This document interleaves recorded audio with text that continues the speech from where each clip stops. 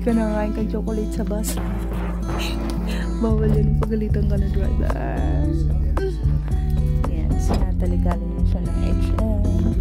Siyempre ako galing ng supermarket. Pauwi na kami.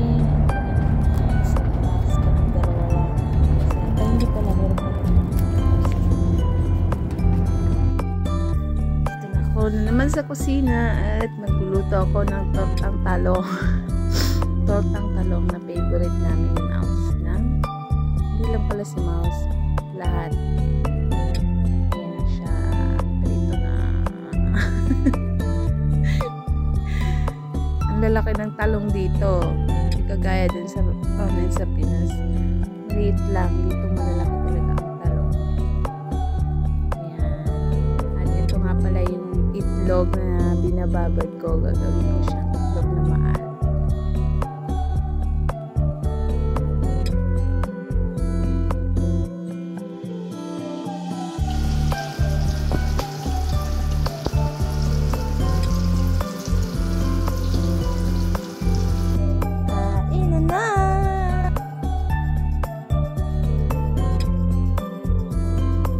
Sunog ang kanin.